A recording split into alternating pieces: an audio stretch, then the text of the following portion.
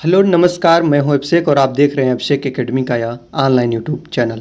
दोस्तों, आज के वीडियो में आप ध्यान देंगे जितने भी सीटेट में ईवीएस पोर्शन में याद रखेंगे। जो सीटेट का एग्ज़ाम होता है जिसमें 30 प्रश्न पूछे जाते हैं पर्यावरण अध्ययन से, जिसको हम शॉर्टकट में ईवीएस बोलते हैं। ठीक, और ईवीएस में जितने भी प्रश्न आपके घरों से रिलेटिव होते हैं, जो आज तक की परीक्षा में बने हुए हैं, सभी प्रश्नों को कवर करेंगे, प्रीवियस ईयर जिसको बोलते हैं। ठीक है, और आज की वीडियो में आपका ऐसा भी कोई प्रश्न नहीं होगा जो कि विगत वर्ष में घरों से रिलेटिव प्रश्न बने हैं, सबको आज कवर करेंगे। और आगामी परीक्षा की दृष्टि से यह वीडियो बहुत इंपॉर्टेंट होगी और आपके लिए हेल्पफुल होगी। ठीक है, तो चलिए वीडियो को स्टार्ट करते हैं। सबसे पहले हम बात करेंगे लद्दाख के घरों के बारे में और इसी में बात करेंगे हम जम्मू कश्मीर के घरों के बारे में। ठीक ना, तो याद रखेंगे आप लोग जम्मू कश्मीर और इसके बाद लद्दाख दोनों के घरों के बारे में हम बात करेंगे। क्या होते हैं इसके घर, देखेंगे। लद्दाख को क्या बोलते हैं? लद्दाख को ठंडा रेगिस्तान के नाम से हम जानते हैं। पहला पॉइंट आप याद रखेंगे। अगला पॉइंट देखेंगे कि लद्दाख पहुंचने के लिए याद रखेंगे, यहाँ पे देखिए लद्दाख है ना दोस्तों, लद्दाख को ठंडा रेगिस्तान क्यों बोलते हैं? क्योंकि यहाँ की जो पहाड़ियाँ होती है यह बर्फ़ से ढकी होती है और इसका टेम्परेचर काफ़ी डाउन होता है, काफ़ी नीचे होता है और यहाँ पर ठंडक बहुत महसूस की जाती है। याद रखेंगे, इसी कारण लद्दाख को ठंडा रेगिस्तान की संज्ञा दी जाती है। इस बात को आप लोग याद रखेंगे। ठीक है, अगली पॉइंट देखेंगे कि लद्दाख पहुंचने के लिए जम्मू कश्मीर को पार करना पड़ता है। यहाँ पे देखिए भारत का मैंने एक छोटा सा मैप ले लिया और इस मैप में आप देखेंगे सबसे ऊपर जो हिस्सा है वह लद्दाख का है। यहाँ पे देखेंगे ये जो हिस्सा है लद्दाख का है। आपको बता दें कि लद्दाख में दो तरीके से जा सकते हैं, एक जम्मू कश्मीर के रास्ते भी हम जा सकते हैं, हिमाचल प्रदेश के रास्ते भी जा सकते हैं, लेकिन एनसीईआरटी में केवल टू केवल वर्णन जम्मू कश्मीर से, एक कहानियों में इसका वर्णन किया गया है कि लद्दाख पहुँचने के लिए जम्मू कश्मीर होकर हम लद्दाख को जाते हैं। तो इसलिए इस पॉइंट को मैंने ले लिया क्योंकि यह पॉइंट बना हुआ है सीटेट में। ठीक ना, तो लद्दाख जाने के लिए सबसे हम कौन से रास्ता का उपयोग करेंगे? तो जम्मू कश्मीर होते हुए हम लद्दाख जाएंगे।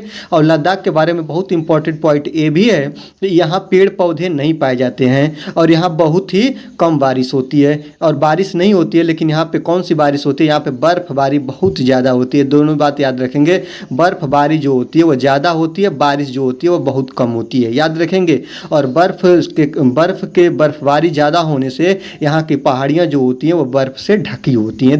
तीनों पॉइंट आप याद रखेंगे। ठीक, पहला पॉइंट, लद्दाख को ठंडा रेगिस्तान कहते हैं। लद्दाख पहुँचने के लिए जम्मू कश्मीर के रास्ते होकर हम जाते हैं और यहाँ पे पेड़ पौधे नहीं पाए जाते हैं, यहाँ पे बहुत कम बारिश होती है। जैसा कि आप लोग स्लाइड में देखिए, यहाँ पे पेड़ पौधे नाक के बराबर दिख रहे हैं, आपको कहीं नहीं दिख रहे हैं। और यहाँ पे आप लोग देखिएगा, यहाँ पे जो पहाड़ियाँ हैं बर्फ़ से ढकी होती हैं और यहाँ पे बर्फबारी या हिमगिरी भी होती है। इसको आप लोग ध्यान रखेंगे। ठीक है, चलिए आगे पॉइंट देखेंगे।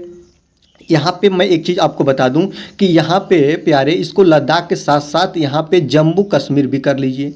क्यों करेंगे अभी मैं आपको बता रहा हूँ। जम्मू कश्मीर की विशेषता और लद्दाख की विशेषता, दोनों विशेषताएं समान होती है। कैसे होती है? तो याद रखेंगे, अगर लद्दाख के बारे में बात करेंगे तभी भी, जम्मू कश्मीर के बारे में बात करेंगे तभी भी, यहाँ दूर दूर तक बर्फ़ से ढके पहाड़ और सूखा ठंडा मैदान दिखता है। देखिए यहाँ पे दूर दूर पे यहाँ पे पहाड़ हैं और पहाड़ों के ऊपर क्या है? बर्फ़ गिरी हुई है और ऐसा यहाँ पे मैदान दिखता है। ठीक ना, और यहाँ पे बहुत इंपॉर्टेंट पॉइंट, जैसा कि मैं आपको बता दूं, एक शब्द है जिसका नाम है जूते जूले। ठीक ना, इसको याद रखेंगे आप लोग। जूते जूले एक ऐसा शब्द है कि यह केबीएस में भी प्रश्न बना है। जूते जूले का मतलब लद्दाख में बोला जाता है। यहाँ पे पर्यटक जाते हैं और जब पर्यटन की व्यवस्था काफ़ी मस्त है यहाँ पे, और पर्यटक यहाँ पे जाते हैं तो जो यहाँ पे बेचने वाले लोग होते हैं ना, जो यहाँ पे बिक्री करते हैं, जो भी सामान वगैरह वगैरह अपनी जीविका चलाने के लिए बेचते हैं, वो लोग पर्यटन लोगों का या विदेशी लोगों का या दूर देशी से लोग घूमने जो यहाँ पे जाते हैं, उनको वे जूते जूले बोलते हैं। जूते जूले का मतलब होता है स्वागतम।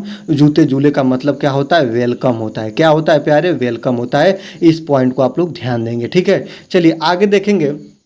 बात जम्मू कश्मीर की करें या लद्दाख की करें, दोनों चीज़ों को मैं बता रहा हूँ। यहाँ के घर जो होते हैं वह पत्थरों को काटकर एक के ऊपर एक रखकर 2 मंजिला बनाए जाते हैं। ठीक ना, जो जम्मू कश्मीर हो गया या आपका लद्दाख हो गया, यहाँ पे घर कैसे बने होते हैं? एक पॉइंट ये याद रखिए, पत्थर के बने होते हैं। पत्थर काट के एक दूसरे के ऊपर रख के बनाए जाते हैं और जो इसकी छतें होती हैं, याद रखेंगे, जो इसकी छतें होती हैं वह मजबूत लकड़ी की होती हैं। किसकी होती हैं? तो मजबूत लकड़ी की होती हैं। और जो लकड़ी का मजबूत तना होता है, इसका प्रयोग प्रयोग इसकी छतों को बनाने में करते हैं और नीचे के फर्श को भी बनाने में किसका प्रयोग करते हैं, तो याद रखेंगे जब दूसरा फ्लोर बनाया जाता है तो इसकी छतें भी किसकी हो जाती हैं दोस्तों, फर्श जो हो जाती हैं वो भी हो जाती हैं लकड़ी की, वुड की, ध्यान रखेंगे। देखिए यहाँ के घर पत्थरों को काटकर एक के ऊपर एक रखकर 2 मंजिला बनाए जाते हैं और इनकी छत और फर्श लकड़ी की होती हैं और उन्हें मिट्टी और चूने से पुताई किया जाता है। उस छतें होती हैं उनको मिट्टी और चूने का लेप लगाकर उसके क्या करते हैं दोस्तों, पुताई करते हैं, इस बात को याद रखेंगे। और यहाँ पे लकड़ी की सीढ़ी बनाई जाती है, जैसा आप लोग स्लाइड देखिए, ठीक ना। अब देखिए इनकी दीवारें जो हैं मिट्टी और यहाँ पे देखिए किससे चुनी गई है, चूने से, ठीक ना। मिट्टी से भी पुताई होती है और चूना से। चूना का रंग कैसा होता है आपको पता है, चूना जो होता है वाइट कलर का होता है, सफ़ेद कलर का होता है, तो इसकी दीवारें जो होती हैं वह सफ़ेद से रंगी जाती हैं, ठीक है, पहली बात। दूसरी बात कि यह 2 तलिया होता है, 2 फ्लोर होता है, तो एक फ्लोर से दूसरे फ्लोर पर जाने के लिए हम लोग किस चीज़ का प्रयोग करते हैं, तो सीढ़ी का प्रयोग करते हैं। किसका प्रयोग करते हैं, सीढ़ी का प्रयोग करते हैं। इस पॉइंट को आप लोग बहुत तरीके से बारीकी से याद रखिएगा। और दीवारों को हम पत्थरों को जोड़कर दीवार बना लेते हैं, जैसा आप लोग स्लाइड में देख रहे हैं, ठीक है।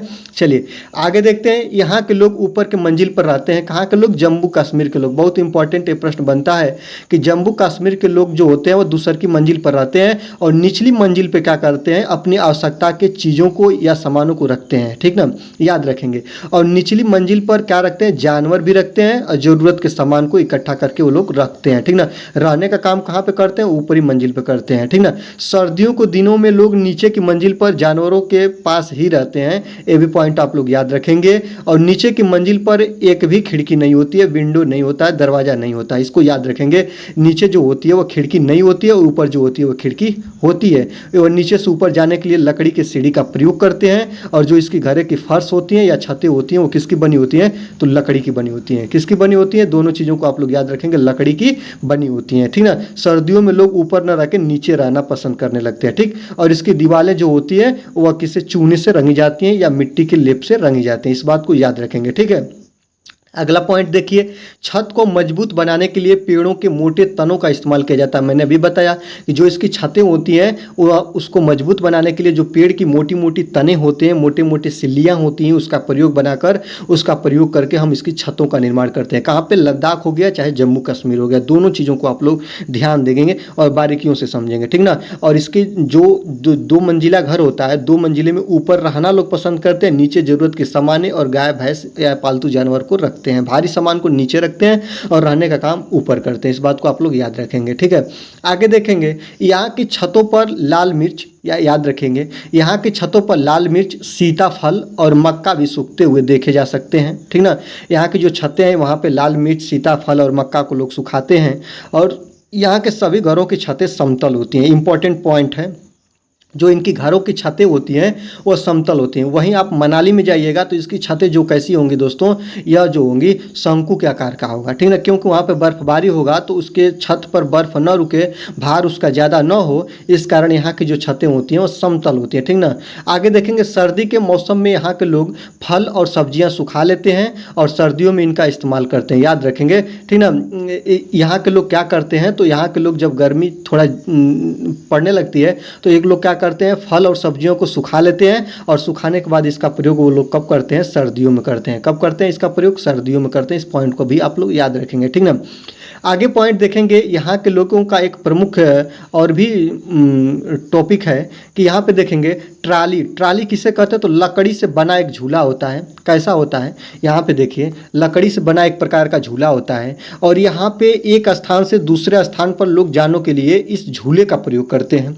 देखिएगा, इस पे बच्चे, स्कूली बच्चे बैठ गए और इसको एक स्थान से दूसरे स्थान पर बच्चे आराम से आसानी से चले जाते हैं, ठीक ना। तो आपको मैंने बताया कि जो ट्राली होता है वो लकड़ी से बना झूला होता है और इसका इस्तेमाल कहाँ पे किया जाता है, लद्दाख में नदी को पार करने के लिए किया जाता है। इंपॉर्टेंट पॉइंट है, इसको याद रखेंगे, ठीक है। चलिए आगे पॉइंट देखेंगे।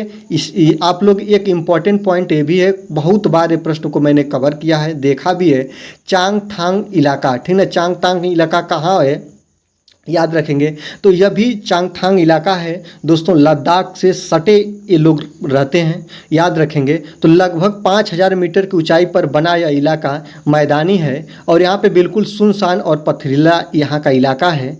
और याद रखेंगे यहाँ दूर दूर तक सिर्फ नीला आसमान फैला है और पहाड़ों के बीच बहुत से तालाब हैं, ठीक ना। देखिए आप लोग, यही है दोस्तों चांगथांग का इलाका, ठीक ना। और यहाँ पे पहाड़ भी है, पहाड़ बर्फ़ों से ढके होते हैं और यहाँ पे दोस्तों दूर दूर तक तालाब फैले होते हैं। यहाँ पे आप देखिए दूर दूर तक क्या है दोस्तों, बहुत तालाब फैले होते हैं। इसमें झीलों का पानी बहता है, याद रखेंगे। और लगभग 5000 मीटर की ऊंचाई पर बना यह इलाका है और यहाँ का जो तापमान है काफ़ी नीचा होता है और यहाँ पे ठंडक बहुत ज़्यादा पड़ती है, इसको याद रखेंगे। यहाँ पे ठंड बहुत तेज़ पड़ती है, याद रखेंगे। यहाँ के पहाड़ों पर चांगम्पा जनजाति के लोग रहते हैं, जिनको हम चांगम्पा जनजाति के नाम से जानते हैं, इस बात को आप लोग याद रखेंगे, ठीक ना। और चांगम्पा जनजाति पहाड़ों पर लगभग 5000 मीटर की ऊंचाई पर रहती है और ये लोग जो होते हैं वो घुमंतु होते हैं। क्या होते हैं दोस्तों? घुमंतु होते हैं, जैसा कि आप लोग देख रहे हैं। आज ये यहाँ पे हैं, कल ये कहीं और रहेंगे, परसों कहीं और रहेंगे। घुमंता जीवन ये लोग व्यतीत करते हैं, घुमंतु जीवन व्यतीत करते हैं, ठीक ना। और यहाँ पे समतल भूमि है और पृथ्वी से 5000 मीटर की ऊंचाई पर ये लोग रहते हैं और यहाँ का तापमान काफ़ी कम होता है और इनका मुख्य व्यवसाय होता है बकरी चराना, याद रखेंगे। बकरी इनका मुख्य व्यवसाय होता है, यही उनके जीविका का मुख्य साधन होता है। इससे लोग बाल उपजा के बाल इसका उपयोग करके पश्मीना शाल का इन लोग निर्माण करते हैं और इनके मांसों का भी ये लोग प्रयोग करते हैं, इस बात को आप लोग याद रखेंगे, ठीक ना। आगे देखते हैं इनकी कुल संख्या कितनी है। 5000 है, अभी आपको मैंने बताया। यहाँ लोग अपनी टेंट में रहते हैं, ठीक ना। यहाँ के लोग जो होते हैं प्यारे, वह कहाँ पे रहते हैं? टेंट में रहते हैं। जिस स्थान पर यह अपने जानवर भेड़ बकरियों को रखते हैं उसे लेखा कहते हैं। क्या कहते हैं? जिस स्थान पर वे अपने भेड़ को, जानवर को, बकरी आदि को रखते हैं उसको क्या बोलते हैं? लेखा बोलते हैं। इस पॉइंट को आप लोग याद रखेंगे। लेखा की दीवारें पत्थरों की बनी होती है। लेखा की दीवारें किसकी बनी होती है? पत्थरों की बनी होती है। देखिए यहाँ पे आप लोग देखिए, यहाँ पे ये चीज़ आप लोग कवर करिए। देखिए इसकी दीवारें हैं और जो किसकी बनी हुई है दोस्तों? पत्थरों की बनी हुई है। मैंने आपको जो भी चीज़ बता रहा हूँ आपको दिखा रहा हूँ कि चीज़ें आप लोग जानिए। चागम्पा जनजाति का मुख्य भोजन क्या है? तो मांस है, ठीक ना। चागम्पा जनजाति कहाँ पे रहती है? तो 5000 समतल भूमि से 5000 मीटर ऊंचाई पे रहती है। वहाँ पे जो तापमान है बहुत कम होता है, ठीक ना। और ये लोग जहाँ पे रहते हैं उस स्थान को लेखा बोलते हैं, ठीक ना। हर परिवार अपने जानवर पर एक विशेष प्रकार का चिन्ह बना देता है, जैसे ये अपने जानवरों को पहचान जाते हैं, ठीक ना। यहाँ के लोग अपने भेड़ बकरियों को झुंड को लेकर पहाड़ों पर हरे मैदानों की खोज में घूमते रहते हैं, ठीक ना। और यहाँ के जो जीवन होता है यह घुमंतु जीवन व्यतीत करते हैं। यहाँ के लोग कैसा जीवन व्यतीत करते हैं? घुमंतु जीवन व्यतीत करते हैं। इन्हीं जानवरों से अपनी ज़रूरत का सामान मिल जाता है। जैसे आप लोगों को ज़रूरत का सामान जैसे दूध हो गया, दूध वे प्राप्त कर लेते हैं भेड़ों से, बकरियों से। मांस प्राप्त करते हैं, टेंट के लिए चमड़ा प्राप्त कर लेते हैं, स्वेटर तैयार करते हैं, कोट तैयार करते हैं और सभी के लिए ऊन ये लोग प्राप्त कर लेते हैं इन बकरियों से, भेड़ों के बालों से। इस पॉइंट को आप लोग याद रखेंगे, ठीक ना। चागम्पा जनजाति के बारे में अगर आ जाए तो पूछ देगा कि लेखा क्या होता है। जहाँ पे ये लोग अपने बकरियों या पशु को रखते हैं उसे हम लेखा बोलते हैं। वे कैसा जीवन व्यतीत करते हैं? तो घुमंतु जीवन व्यतीत करते हैं, ऐसा बनता है, ठीक ना। या कहाँ पे रहते हैं? तो या जिस जगह पे रहते हैं उसे हम टेंट के नाम से या लेखा के नाम से जानते हैं। इनकी दीवारें पत्थर की बनी होती हैं, ठीक ना। ये अपनी आवश्यकता की चीज़ों इन्हीं भेड़ या बकरियों से प्राप्त कर लेते हैं। दूध, मांस, टेंट, चमड़ा आदि सब इसी का उपयोग ये लोग करते रहते हैं, ठीक ना। आगे देखेंगे बकरियों ही इनके सबसे बड़ी पूंजी है, ठीक ना। आपको मैंने बताया कि भेड़ और बकरियां ही इनके मुख्य व्यवसाय या जीविका के साधन होते हैं। और जितनी भेड़ बकरियां उतना ही ऊंचा परिवार का स्तर माना जाता है। जिसके पास जितनी भेड़ बकरियां होती है उतना ही बड़ा परिवार या वह एक संपन्न परिवार माना जाता है, इस बात को याद रखेंगे। चागम्पा खास तरह की बकरियाँ पालते हैं, ठीक ना, जिनके बालों से दुनिया की मशहूर पश्मीना शाल बनती है। पश्मीना ऊन से, याद रखेंगे, पश्मीना ऊन से पश्मीना शाल बनती है जो कि बकरियों के बाल से तैयार की जाती है। और यह बाल जो होता है काफ़ी पतला होता है। कैसा होता है? पतला होता है। मनुष्य का एक बाल बकरी के 6 बाल के बराबर होते हैं। अब आप कल्पना कर लीजिए कितना या पतला या मुलायम इनके बाल होते हैं, इस बात को आप लोग याद रखेंगे, ठीक ना। ऊंची जगह होगी, इन बकरियों का बाल भी उतने ज़्यादा और नरम होंगे, इस बात को याद रखेंगे। यहाँ पे देखिए मैंने आपको बता दिया कि जितनी ठंडी और ऊंची जगह होगी इन बकरियों के बाल भी उतने ज़्यादा नरम होंगे। इस पॉइंट को आप लोग याद रखेंगे, ठीक है। यहाँ पे देखिए पश्मीना ऊन कैसा रेशा बनता है जो कि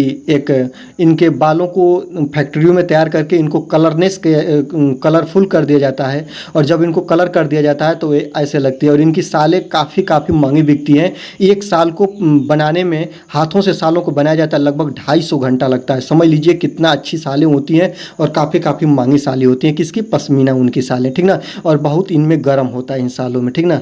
आगे देखते हैं दुनिया में मशहूर पश्मीना, ठीक ना। दुनिया में मशहूर पश्मीना जो है दोस्तों, अगर इसके बारे में और भी बात करें तो जो पश्मीना है यह एक प्रकार की साल है, ठीक ना। इसका प्रयोग इसके हम लोग स्वेटर, ऊन आदि कोटों को भी बनाने में करते हैं। लेकिन यहाँ पे देखिएगा पश्मीना ऊन पहाड़ी बकरियों की एक खास नस्ल से प्राप्त किया जाता है, जो लगभग 5000 मीटर की ऊंचाई पर रह सकती है। यहाँ सर्दियों में तापमान 0 सेंटीग्रेड से भी नीचे चला जाता है, अर्थात कितना हो जाता है? -40 डिग्री सेल्सियस होता है। और इतने पर यह अपने आप को रख सकती हैं, और किसके कारण? बालों के कारण, ठीक ना। और इतनी सर्दियों से बचने के लिए बकरियों के शरीर पर बहुत ही बारीक और नरम बाल उग जाते हैं, जो गर्मियों में झड़ जाते हैं, ठीक ना। ये बात को याद रखेंगे। और इसके बाल इतने पतले होते हैं कि इसका 6 बाल मिलाकर हम लोगों के एक बाल की मोटाई के बराबर होता है। मैंने अभी आपको बताया कि मनुष्य का एक बाल पश्मीना साल जो बनाई जाती है, पश्मीना बकरी के छः बालों के बराबर होता है, याद रखेंगे। और इस आधार पर आप जान सकते हैं कि कितना इनका बाल जो होता है मुलायम होता है, और इतनी इनके बालों में बहुत क्या होती है दोस्तों? गर्मी होती है। -40 डिग्री सेल्सियस में अपने आप को रखने के लिए उपयुक्त होती हैं, परफेक्ट होती हैं, ठीक है। चलिए आगे देखते हैं। एक पश्मीना साल को 6 स्वेटरों के बराबर गर्मी होती है, लेकिन मोटी बिल्कुल नहीं होती। मैंने अभी बताया जब उनका औसत यही होता है, तो 6 स्वेटरों के बराबर एक पश्मीना साल में गर्मी होती है।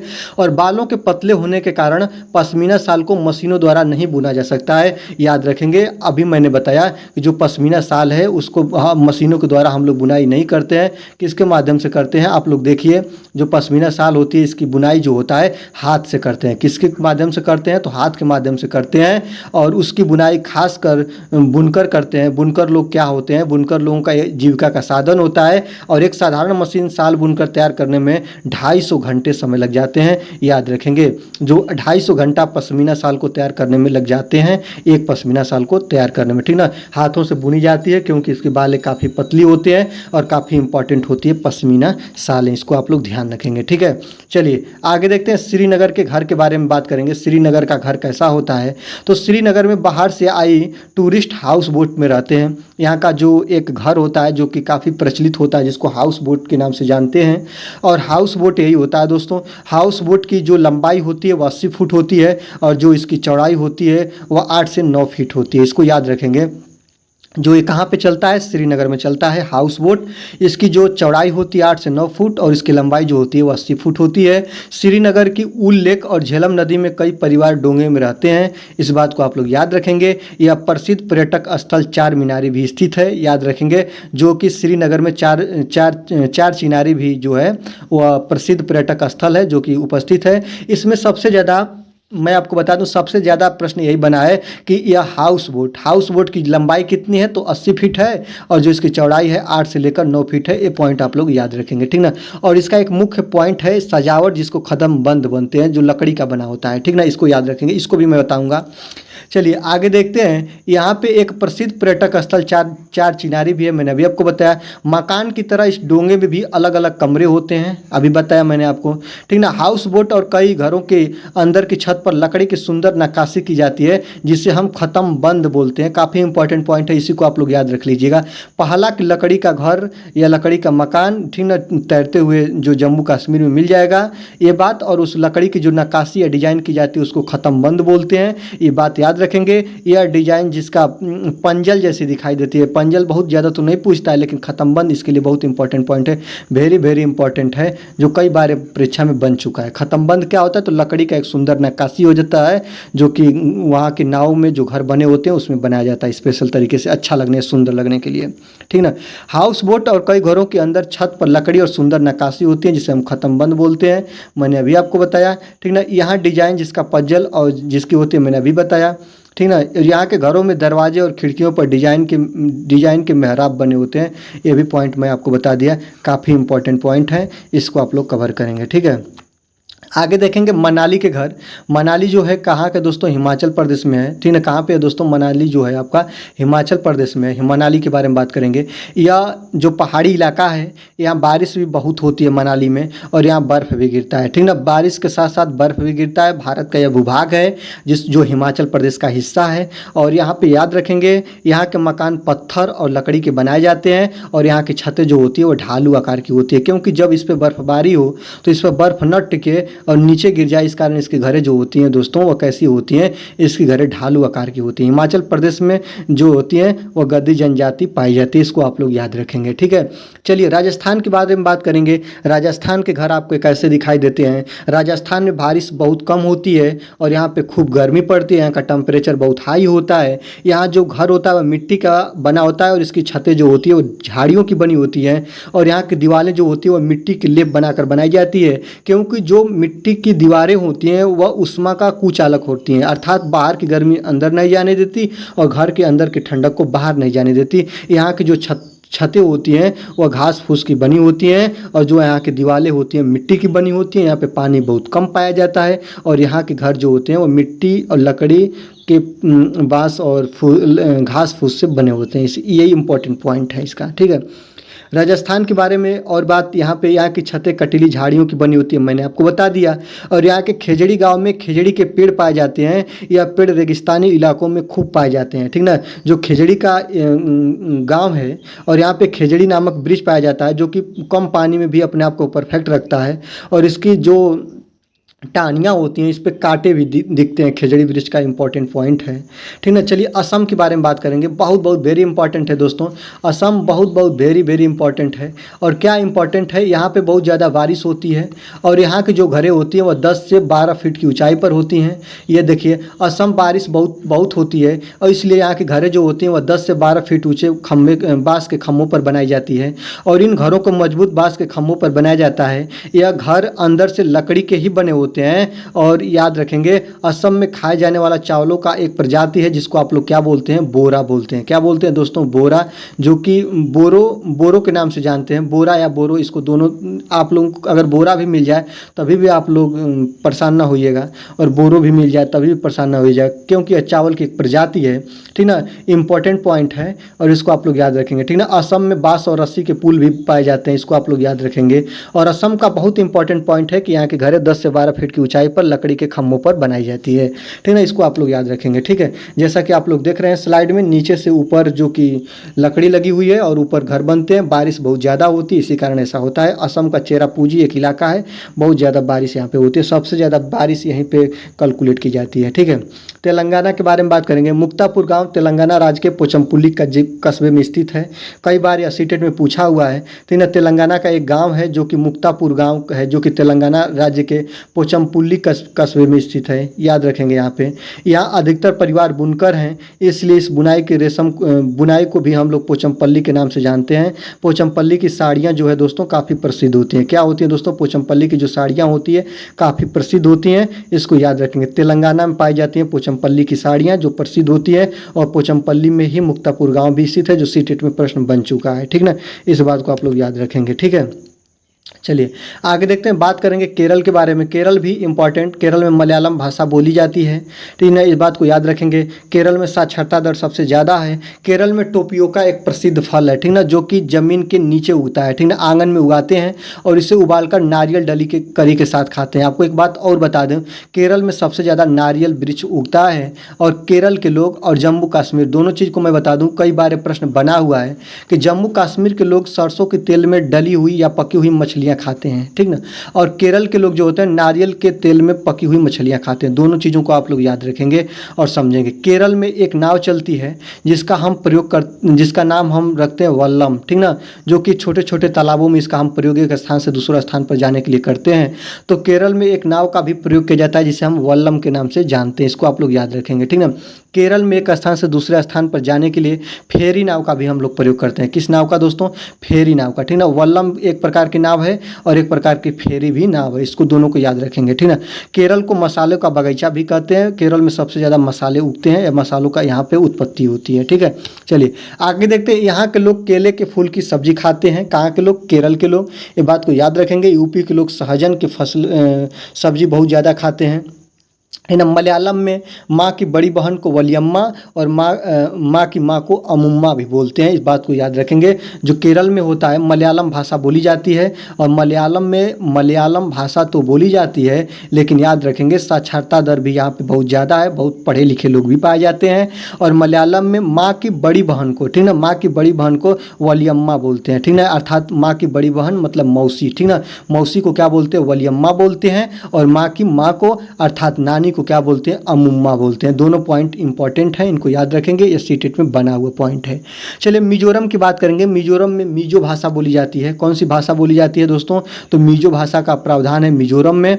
और यहाँ के 3/4 लोग जंगलों में रहते हैं, याद रखेंगे। जो कि मिजोरम के 3/4 लोग हैं जो कहाँ पे रहते हैं? जंगलों में रहते हैं। और यहाँ खेती की लॉटरी निकाली जाती है, और ज़मीन को साझा मानकर सभी लोगों को बारी बारी से उस ज़मीन पर खेती करने के अवसर मिलते हैं, इस बात को याद रखेंगे।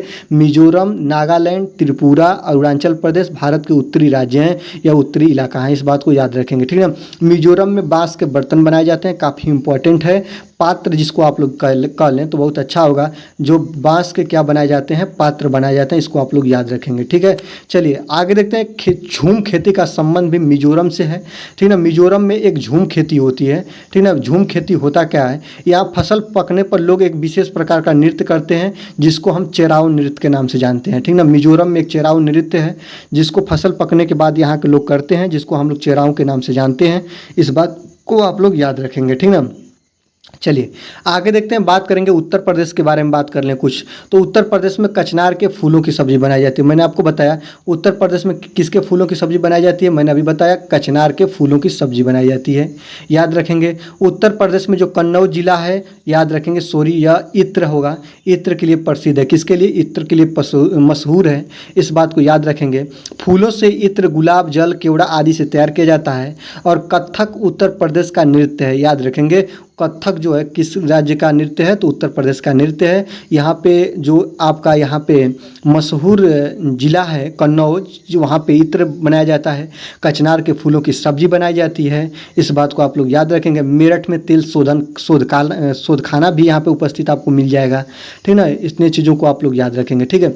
महाराष्ट्र की बात करें तो महाराष्ट्र में सहजन के फूलों की सब्जी और पकौड़े बनाए जाते हैं, ये इंपॉर्टेंट पॉइंट है, ठीक ना। वर्ती चित्रकारी भी महाराष्ट्र से संबंधित है, इस बात को आप लोग याद रखेंगे। और इस चित्रकारी में मुख्य रूप से सफ़ेद, लाल, पीला और हरा जैसे रंगों का उपयोग किया जाता है। महाराष्ट्र की बात है। और मैं आपको यहीं पे बता दूं, मैंने उस स्लाइड को तो ले नहीं रखा, इसलिए मैं बता दूं, एक बिहार का मधुबनी जिला है, मधुबनी जिला, जो कि मधुबनी चित्रकारी के लिए प्रसिद्ध है, जो कि चावल और नील के द्वारा बनाया जाता है, जो कि मछलियों का, घरों का, व्यक्तियों का या जानवरों का चित्र किस पर बनाया जाता है? घरों की दीवारों पर बनाया जाता है। मधुबनी में मधुबनी चित्रकारी की जाती है, जो काफ़ी इंपॉर्टेंट है, ठीक ना। सोनपुर में जो पशुओं का मेला लगता है, ये भी बहुत इंपॉर्टेंट है, इससे भी प्रश्न बन सकते हैं, ठीक है। चलिए आज के वीडियो में बस इतना ही, मिलेंगे अगले वीडियो में। वीडियो कैसी लगी? वीडियो अच्छी लगी तो वीडियो को आप लोग लाइक करिएगा, चैनल पर नए हैं तो चैनल को आप लोग सब्सक्राइब करिएगा, बेल आइकन को प्रेस करिएगा। और अभिषेक एकेडमी के इस चैनल से अभी तक आप नहीं जुड़े हैं तो जुड़ जाइएगा। और चलिए मिलते हैं अगले वीडियो में।